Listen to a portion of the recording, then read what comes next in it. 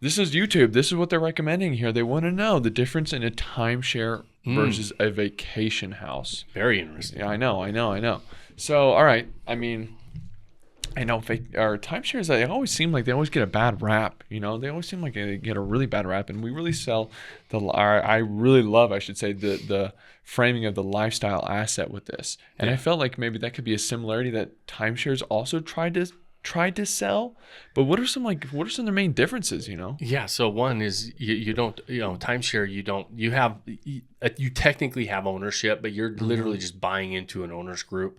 And then it's exactly what it sounds like. You get a certain time allotted every single year for your share of that portfolio or that specific asset or whatever it is. You don't have any real ownership rights beyond that, right? Outside of the usage. Usually timeshares just stop on the share that you're buying to use.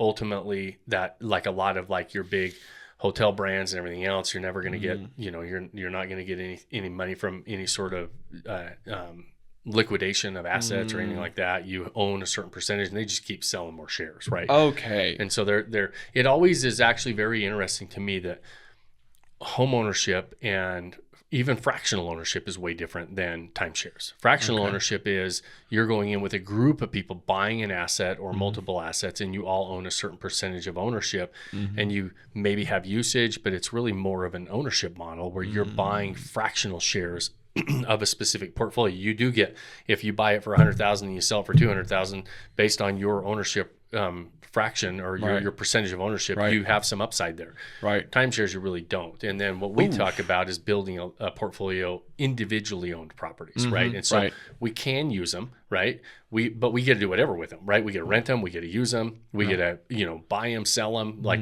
increase the value. Right. If they go down in value, we're on the hook. If they go up in value, we get a nice gain. Right. All those different things of home ownership. And so timeshares, you don't think about as the ownership model itself. And they do get a bad rap because one of my worst investments we ever made as far as like a real estate, it's not an investment. I shouldn't even say it's a worst investment. It's not really an investment. We bought a timeshare and we have a Marriott timeshare. The issue with them is we go use it. We actually use our timeshare. We use it every single year. We go to the same resort in Hawaii for my kid's birthday. That's why we bought it. We bought their birthday week. We want to go there and use this resort. And so we actually do use it. The issue becomes I think we paid like $60,000 back when we bought it. I think it's worth more than that now, but I can't sell it for more. It's not like I can go sell my week for more than that. I can sell my week to somebody. I don't get anywhere near what they're charging for them right now because the resort has all these stipulations on that. So I could go resell it to somebody else. Very difficult on the open market to even get what I paid for it. However, what happens is they have these annual dues, these maintenance dues and everything that you pay.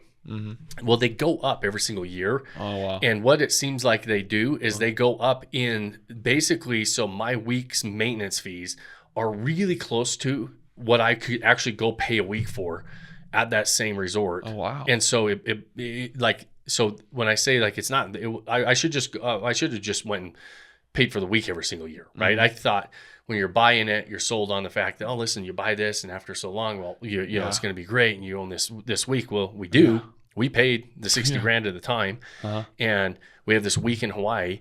But every single year, my annual dues on that are around $5,000. Well, I could go buy that week for like $7 grand. Yeah. So I'm saving about $2 grand. So I've got I got 30 years before I pay this thing. Yeah. It even breaks me even based on the savings I'm making by doing this. So that's just an example of a timeshare that I own. But it's not like, and there's really nothing I can do with it. I have no say in selling or anything like that. I mean, I can get rid of it and sell it. I don't get I don't recoup any of my money really and then fractional and is a little bit different where you're buying a property with a certain amount of people. 5 of you go buy a property, you're each putting 20% in, right? And so you're that's a little bit different. We really talk about lifestyle assets, ownership, buying these properties. Timeshares are completely different. They do get confused a lot. It's interesting on, like you said, on YouTube, it's trending. The difference between a vacation house and timeshare. is just the model. One of them is an ownership model. The other one is basically a license to use. Like you're basically getting a license, and you're paying for exactly what it sounds like, time shares. Like you're paying for a certain amount of time, and your share is going to allot you a certain amount of time in that. Okay, so the similarities is that you get to use the property. You get to go there. Lifestyle asset use or timeshare use. That's a similarity. The difference is the savings on taxes, the ownership, the decisions made with if you buy and sell it, the design of it, like all the you're not getting any of that. Yeah. Okay. Yeah. It's not the ownership model. Okay. Period. Yeah. All right. Good. Okay. That clears that up for people watching or listening.